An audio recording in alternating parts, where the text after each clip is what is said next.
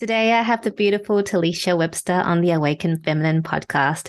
Telisha is a fellow Aussie living in London. Welcome to the show. Thank you so much. I'm so excited to be here. So nice to always talk to fellow Aussies as well. Probably chat Yes, each other's ears off all day long. I know we were chatting before the podcast, and I'm like, I love talking to you. I know we can talk all day, but we need to Yeah, get this podcast started. totally. uh, but you've got the British accent going on now, so. I think we've said this before though, like now I have an accent that nobody wants to claim because British people think I sound really Aussie and Aussie people are like, oh my God, you sound so British. So Yes, I totally get it because when I worked in England, it was very much that. Although by the end of the time I was there, people didn't actually get really excited about me being Australian because I think I just kind of blended in somehow. But anyway, yeah. So Talisha, I'm doing something a little bit different at the moment. Usually I do introduce my guests, but I want my guests to introduce themselves because I feel like, that energy of you talking about yourself is always, is extra special. So before we get started, do you want to please give our audience a quick introduction of you, who you are, what you do? Yeah. Yes, I would love to.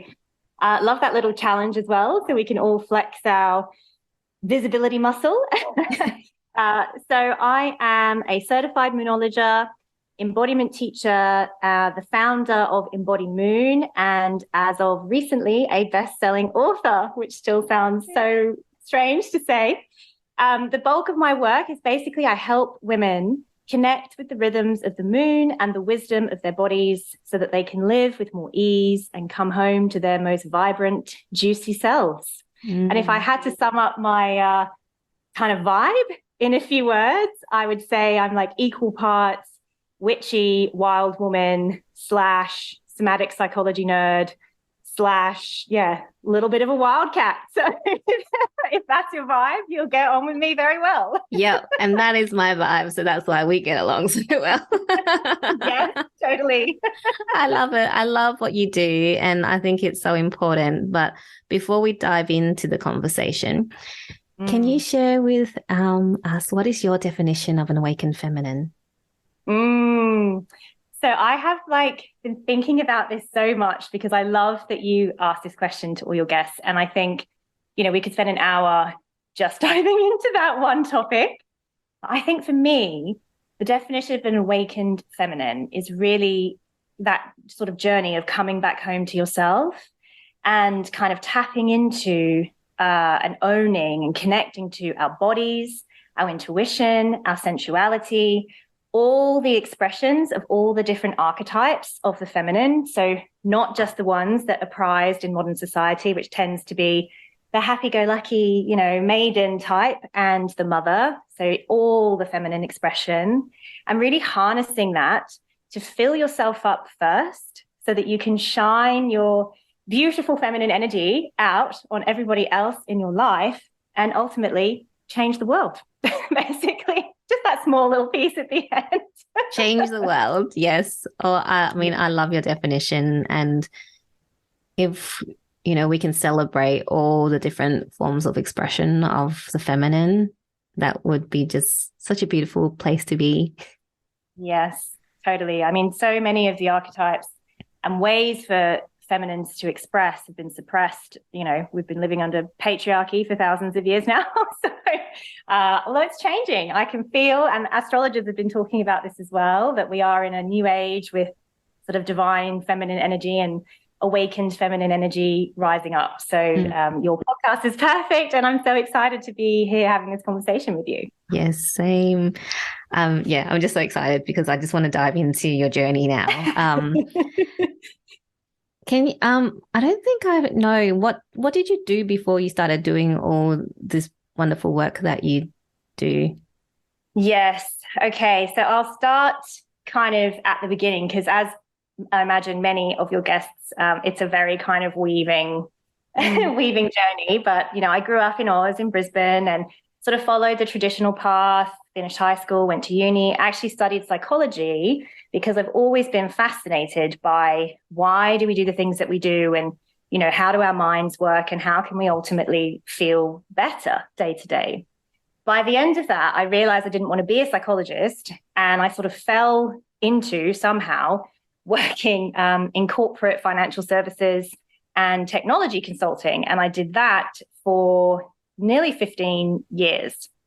So if I was to talk about anything feminine, that is the polar opposite of feminine. That environment is very hustle, very, very male-dominated energy. I mean, at the time, there was hardly any women even working in that field. It was very, very male. And I did really well at that until I became pregnant with my son.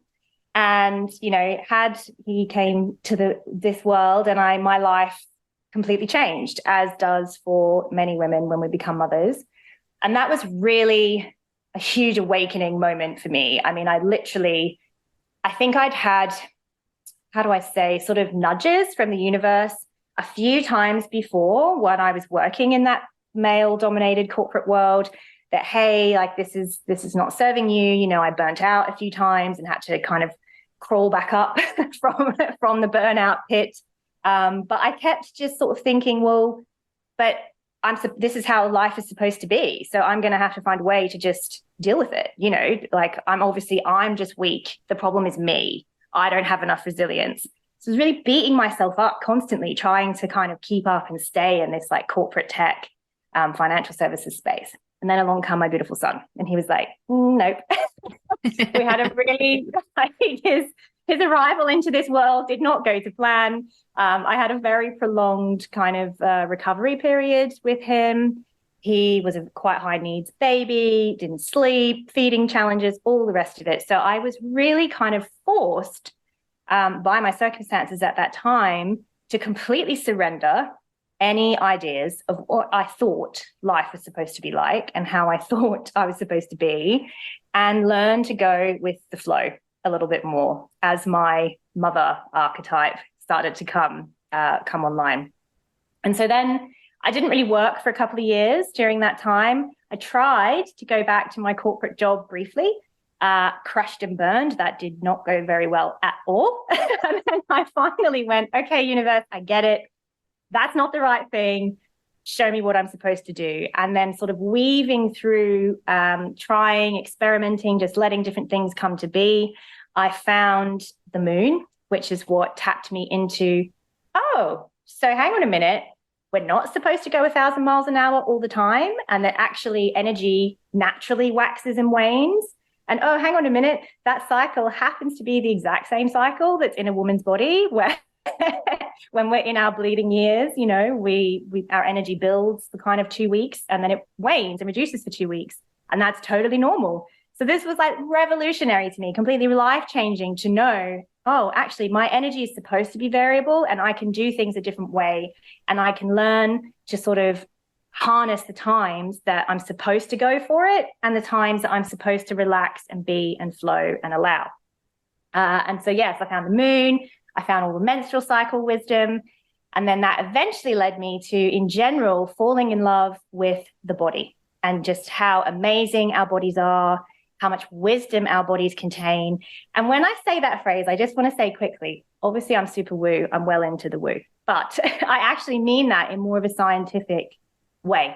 Our nervous systems, 80% of the messages that we receive go from our body to our brain. So there's this massive kind of untapped resource of wisdom and insight that we can gain from the body.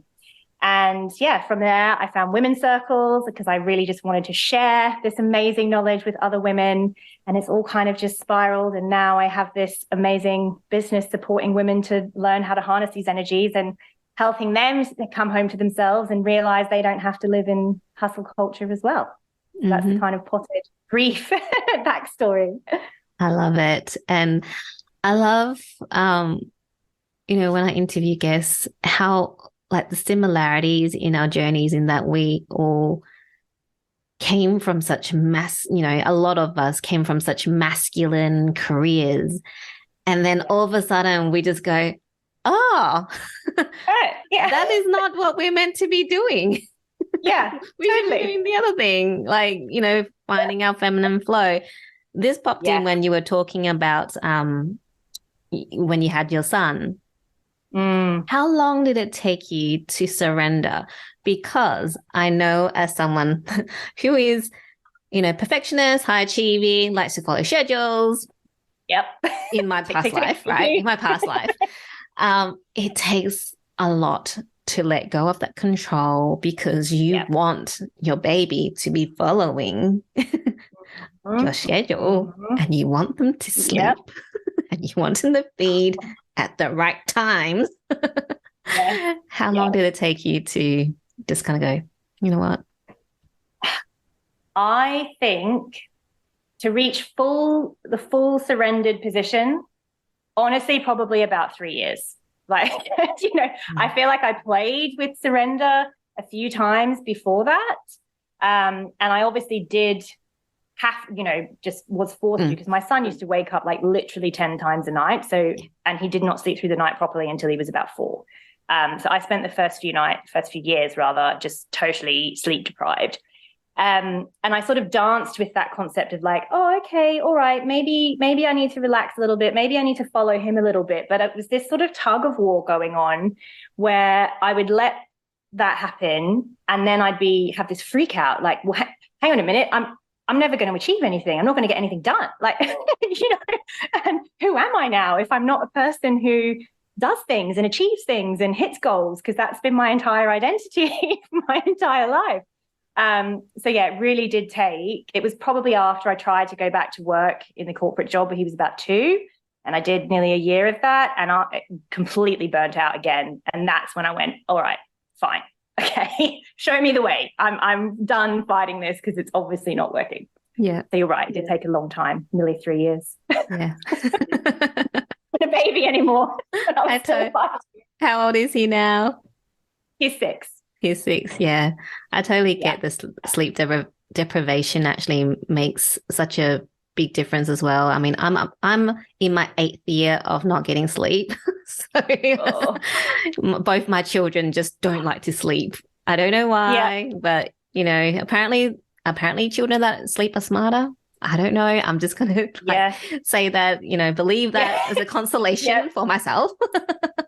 Same. It could make sense, right? Like, I guess if they have very active minds, that would be, making them struggle to sleep. So, my son, he's going to be 7 in July. So I'm not far behind you in the years of parenting small children chaos. Yes. How, having children that, kids that are younger and trying to start a business, how did you find that balance, or well, not really a balance, but how did you juggle everything? It's probably the right term. That is such a good question. And I think that there's probably not enough honest discussion about this, right? Because I think, as you said, a lot of guests that come on this wonderful podcast have got similarities. And I think a lot of women find entrepreneurship after they become mothers, not all, but it seems to be quite a common thing that happens because we realize we can't do what we were doing before. And so actually, yes, that's a loss and we have to grieve that loss, but it's an opportunity then to kind of rebirth ourselves. So I tried, oh my goodness, I should write these all down. I think I tried 6 or 7 different business things over the course of the past, sort of 5 years. And I kept getting things to a point and then just realizing that I just did not have the capacity. I couldn't juggle it the way that I needed to if I wanted to be as present as I wanted to be with my son. So I think if I was to give one message about that for especially mums of young kids, like sub-school age, just go easy on yourself. You're literally raising an entire human. And I always think about, if we put our child in childcare, that's somebody's full-time job that they're being paid a salary to do, to care for a child. It requires a lot of thinking, a lot of love, a lot of care and attention. So I think my short answer would be I didn't juggle it very well for the first couple of years. I either burnt myself out, kind of neglected what I wanted to be doing in my business, or if I'm truthfully honest, didn't give my son attention that he needed at certain times. And I would seem to sort of swing from one extreme to the other, like either totally attachment parenting or no, I'm in hyper business mode now. So that's what went on for a while. And now that he's at school, it's so much easier. And so what I really wish I'd known is if I just kept slowly chipping away, even if it was doing just one small thing a day for my business while my son was small, the freedom and the flexibility does come back. You know, eventually they do get bigger and you can juggle things a little bit more. And it sounds, you know, when you've got a 6-month-old, age 5 seems like it's miles away. But as we both know, it's not. It goes like that, right? So that's what I would say. Mums, be compassionate, you know, just hang in there, wait for them to go until they're a little bit bigger and just do what you can do. And know that if you just put a tiny little, you know, just do a little bit every day, even if it's literally one thing, that cumulative effect is so great over time. That's what I would say. Yeah. Thank you. I think that's a message that a lot of mums need to hear, whether it's a mum starting their business or even a mum going back to work, is that self-compassion that we need to have for ourselves. Because I think when you birth a human, you have a children because you want to spend time with your children, but then there's that part of you that wants to also have a career. And then there's this like kind of internal fight that you have within, like, but I want to do this, but I want to spend time with my kids. And then you end up like what you were saying. And I'm the same. I pretty much say exactly the same as you. It's like this, I either go into hyper business mode where I'm like, oh yeah, I don't have kids. I don't. Right? Who are my kids? What do you mean they need to eat again? Like, I know. What do you mean you need to go to the toilet? Or you know, really just kind of going, I'm just over it, and I just want to just spend all my time with my kids, and it's. And it is a hard one to juggle because, and then you think the kids, they're only that age once. You don't get that time back. So being compassionate with yourself. And whilst I know I'm an impatient person and I want things done like 10 years ago if I could, but I also, you know, now having been on that journey similar to yourself, just knowing like what the priorities are. And it all comes down to really being compassionate to yourself and being kind to yourself. Totally. And I think as well, 2 things just cropped up while you were chatting about this. So I think partially the reason why we feel that tug of war so strongly when we become mothers is because if you think about, you know, and this is some of the work I talk about when I talk about the cyclical stuff, you birth a child, you're activating the archetype of the mother. And what does the mother want to do? And this is whether you are a mother to a biological child or not, you know, this is an energy. They want to nurture. They want to give. They want to, you know, they want to care and nurture and tend things. So that's this kind of where your feminine energy is naturally being drawn to. You know, nature's not dumb, of course. they kick off that energy in you at the time that you produce a human, so that you will be able to care for them. But as you said, because in the modern world, we've had all this other stuff, we've had activations of our other archetypes happening. So we get this sort of like tug of war, and it's just, you know, it's hard to balance. And the other thing I wanted to say is mums are the best multitaskers and prioritizers that I know. So I wish that I realized earlier on that although it felt difficult at the time, I was developing some amazing skills that now that I have more space because my son's a little bit older, I can just do so much more in my business than I ever thought that I could do, because I can just laser focus when I need to. I don't faff about, you know, we just get really good at kind of spinning all the plates and knowing what needs to be done. And that, I really feel like that kind of parenting journey honed that skill in me and helped me ultimately drop the perfectionism that has haunted me my entire life. Because as you know, when you're a parent, like, you're not going to get everything right all the time.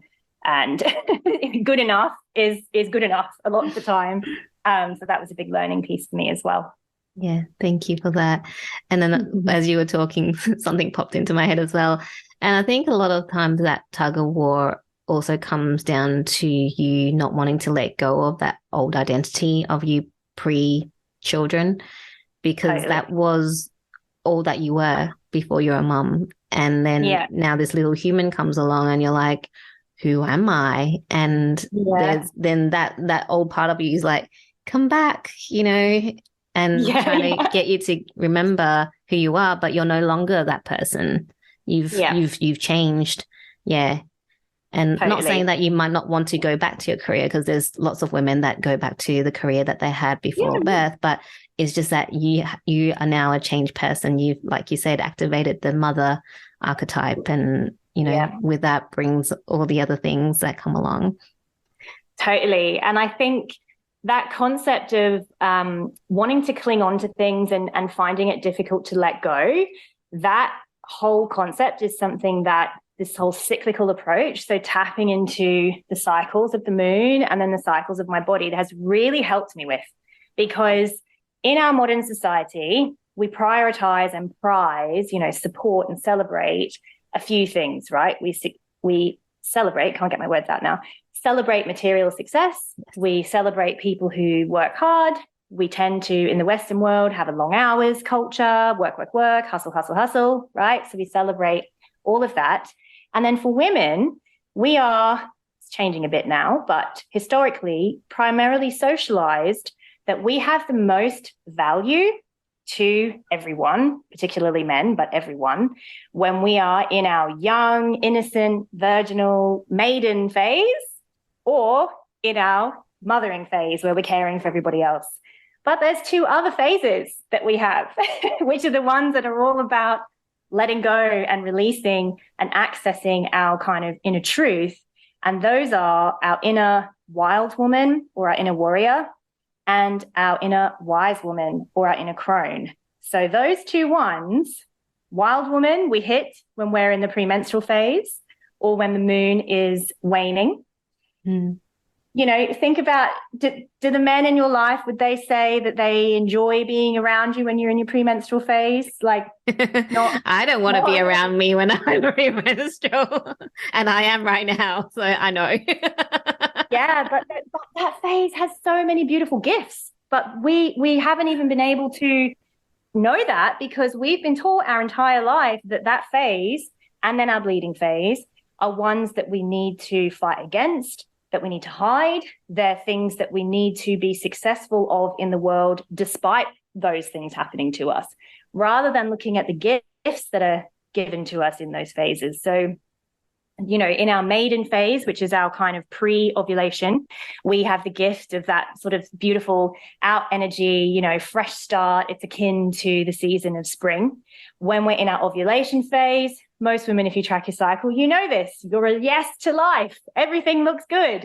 You know, you're yes to sex, but you're just yes to life in general. And when we're ovulating and the moon is full, that is akin to summer outside. And then when we're in the premenstrual phase, that is akin to the autumn season and the waning moon. And the gift that we get from that phase is our inner warrior comes out. We can see things for how they really are.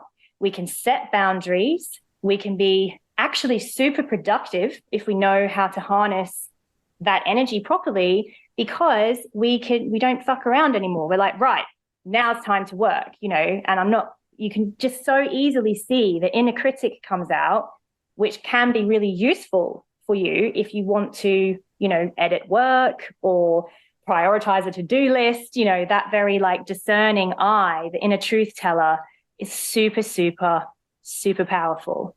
And then when we go into the bleeding phase, that is the time, that's our monthly reminder to rest, to just chill for a few days, to allow ourselves to rejuvenate. You know, and even if you don't manage it the entire rest of your month, here comes along nature and says, by the way, you're gonna maybe not feel so great for a few days. You might be a bit tired. You know, you're literally bleeding. Just chill out and relax. And from a science perspective, I love this fact. The two hemispheres of our brain are actually more connected when we're in our menstruation. So we can literally dive deeper into meditative states. We can more easily access our intuition. We can garner insights and see things, see connections between things that we otherwise might not have seen. So there's amazing, amazing gifts in these two phases, but those are just, we're not encouraged to really tap into those and understand them and express them, because the patriarchy wants us to be young, beautiful things, or mothers who are taking care of everybody.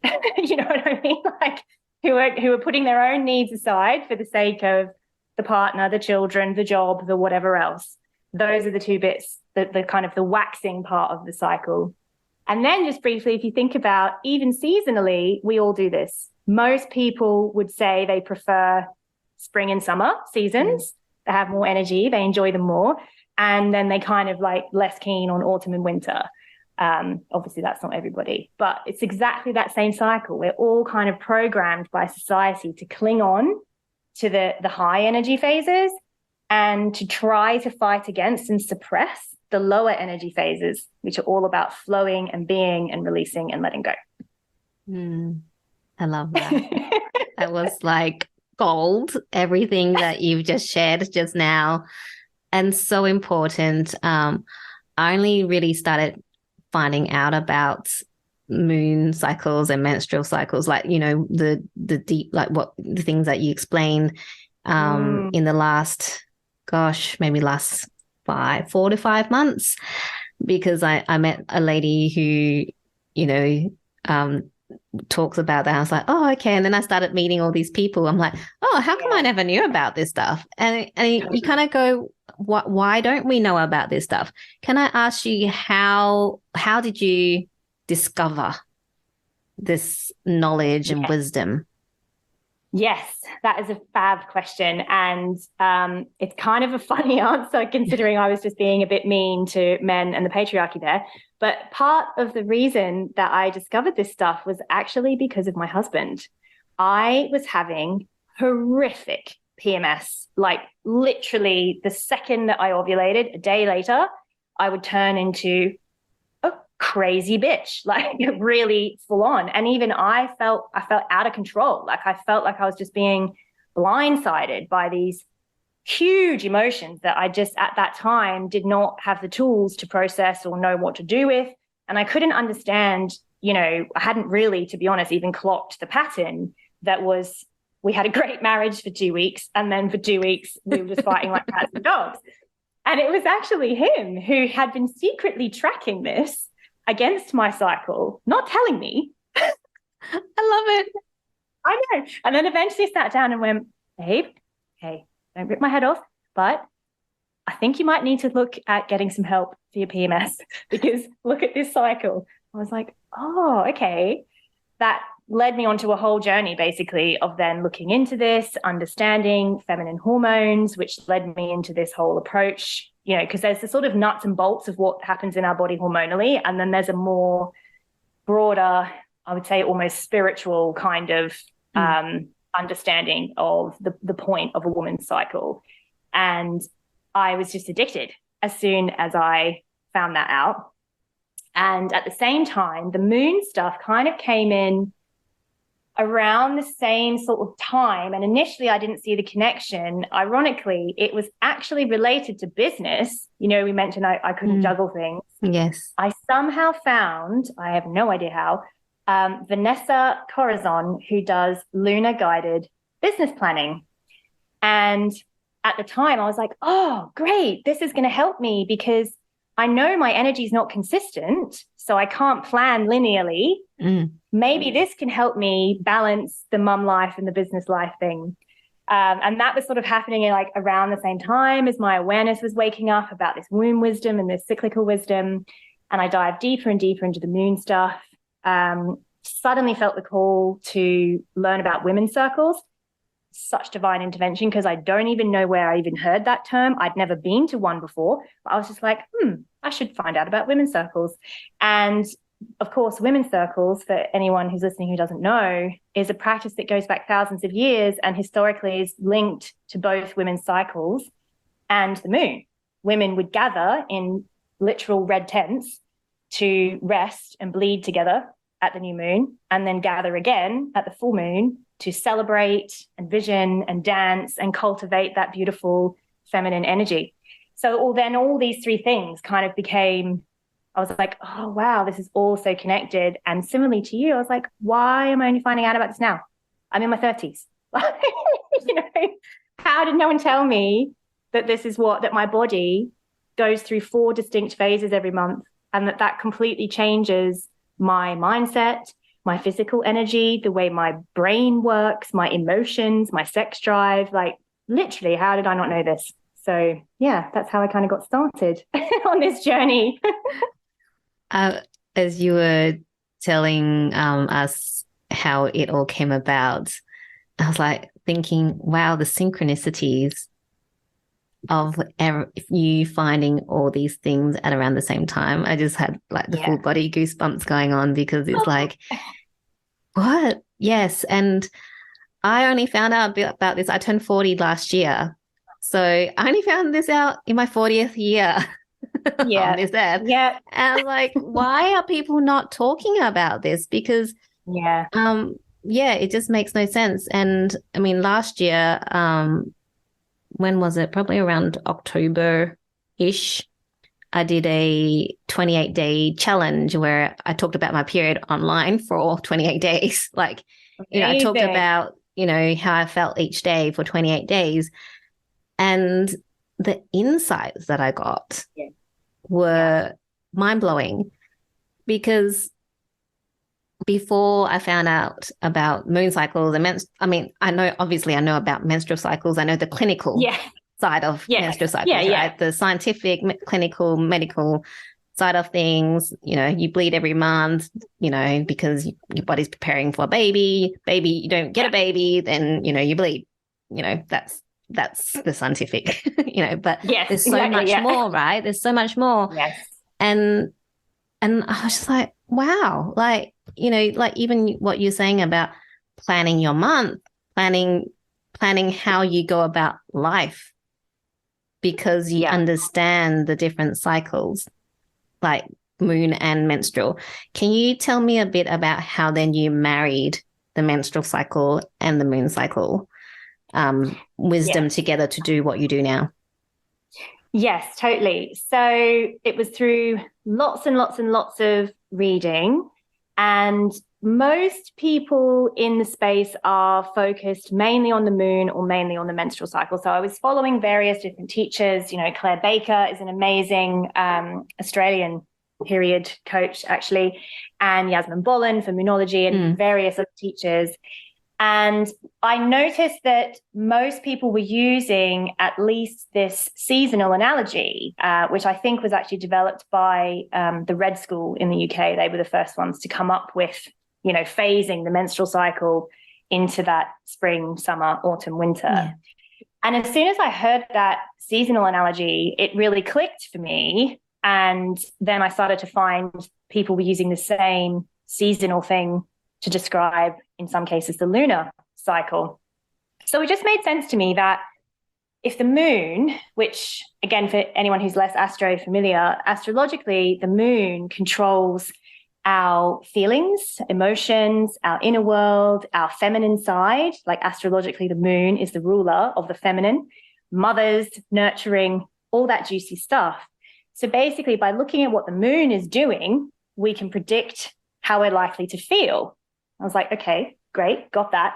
And then I was thinking, yeah, but if you're in a woman's body, you've got this other cycle happening inside you as well. So the concept of kind of weather systems came to me, and that's how I like to think about these two things and how I like to plan my life. So I think of the moon cycle as the sort of energetic weather system that we're being affected by, and our internal menstrual cycle as our emotional and physical weather system. So if you think about, you know, if you want to plan a picnic this weekend, you're probably going to look up what's the weather going to be. Is it going to be sunny? Is it a good day for a picnic or not? Is it raining? Maybe you need to reschedule. And that's how I use these two pieces of information. I look at, okay, where am I likely to be in my cycle? if I'm in my ovulatory phase, then I know that's a great time to arrange a party or, do something because my energy is going to be higher. And I also check the moon cycle because I know if the moon is in the waning part of the cycle, then I'm likely to feel more inward. My emotions are likely to be a little bit more, there for me to access and requiring a little bit of processing. So that's kind of like the two things, how I work with them. And then some of the wisdom I share in the book, actually, Lunar Wisdom, it explains a little bit about my journey and how I marry those and gives some resources at the end for women who would like to work with both cycles to harness these energies, basically, because not everybody does sync up exactly with the moon, right? So you can have a conflict of energetic systems happening where in your body you might be low energy, but the moon might be high energy. So then that's a new version of a lesson for us to learn how to balance those energies as well. Yes, I was just going to ask you what happens when it's like the opposite energy of where you are in the cycle. So, how would someone go about? Can you give us an example of how that would work? Like, So, if the easiest way is if you're bleeding with a new moon, so the start of the lunar cycle, so our menstrual phase is the start of our cyclical phase, and the new moon phase is the start of the lunar cycle. So both of those energies, when the moon is new, her energy and light is low, and we're more naturally kind of drawn to turn inwards. And that's the same thing that happens when we're bleeding. If we're allowed to slow down, you'll find you're more naturally wanting to take space, self-care, tap into what's going on inside, receive insights. So those two energies there are kind of harmonious. If the opposite's happening, so it's a new moon and you're ovulating, it's not a problem. It's just that you receive the medicine of that combination is a little bit different, because inside your body, you're going to be feeling potentially higher energy, wanting to direct your energy outwards, because that's what happens when we ovulate. We're focusing our energy outside of us. Yeah. And then the moon's energy is going to be lower and inward. So when you have that kind of, it's not really a conflict, but, that tug of war happening, I like to look at those those times rather, as opportunities for huge growth. Because to circle back to something we said at the start of the conversation, what we're being asked to do by the universe there is to balance those energies, balance between what's going on in our bodies, honoring our body, but also keeping in mind that, we're not just these sort of isolated units here on Earth. We're being affected by each other. We're being affected by the weather and the seasons and all the other things at any one time. So really, these are just tools to help you access more insight.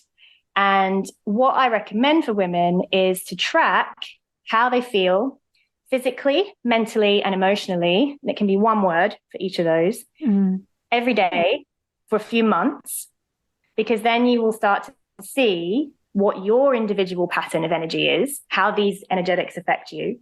And you can start to intuit and then predict and plan and use that information to help you have an easier life, basically, because you'll know your own pattern of responding to those different energies. I just love the work that you do, and it's so important, so important, because it really needs to be out there.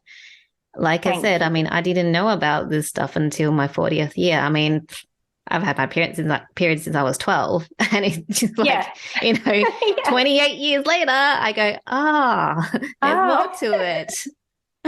And, so I really believe that what you're doing is, just amazing and really needs to be out there. And, so excited that you wrote a chapter in Lunar Wisdom and, to spread your message and, being on my podcast. And obviously you've been on other podcasts and other things as well, but it's just, it's just wonderful, the stuff that you're doing. And thank you so much for sharing your wisdom. It's just amazing. I love it. I'm just looking at the time. You're so welcome. Yeah. It's fine. I've just been so glad, like, as you can probably tell, I can talk about this stuff for hours and hours and hours. So. Yes, and I can listen to you and talk to you for hours and hours and hours, but I am looking at the time, I'm going, I need to wrap up. I should really do one of those like really long podcasts where I just like keep going until my guest is like, 𝐸𝐸, can we stop talking now? Yeah. And I'll be like, okay, yeah, I mean, I'm up for that. Now. Yeah, I'm definitely up for that. Yeah. I want to do a mega. Yeah, it's so hard when you have to like try and squeeze it in an hour. But anyway, that's another topic and another conversation for us. But I would love to have you on another time if you want to come back. So anytime. 100%. Yes. Love to. Yeah. So Telisha, before we wrap up, I would just love for you to share with our audience what's currently setting your soul on fire. Ooh, such a good question. Okay. Setting my soul on fire. This is a brand new thing that's been coming in for me. And again, I'm getting better at listening to universal nudges. But the universe really wants me to help women understand the connection between these cycles. So the moon cycle, menstrual cycle, and their erotic energy, their sensuality. Ooh. Yeah. So I'm working on some stuff in that space. It keeps coming to me. And I think that's, again, talking about awakened feminine, that part of our energy is so important. And it's been so shamed and so, packaged. Like we just don't, a lot of the times our society does not have a great relationship with the feminine erotic energy. And it's not just about sex. Erotic energy can be used for many other things. So that's what's setting my soul on fire, teaching women how they can access their eroticism and sensuality in line with their cycle and the moon. Oh, that just sounds so divine. So I'm excited to hear more about that when, it all comes out. So thank you so much, beautiful, for just spending time with me and sharing your love and wisdom with our audience. And if people want to find out more about you, how they can work with you, where's the best place to go? Yes. My website is probably the easiest. So that's just embodymoon.com. And if people are interested in the book, you can get that Lunar Wisdom. If you order through me, there are extra special juicy bonuses that I give only for people who order through me at embodymoon.com/book. Beautiful. I'll have all the details in the show notes so people can reach out to you. Thank you so much once again. This has been a wonderful and fun conversation. You are so welcome. Thank you so much for having me. Loved it.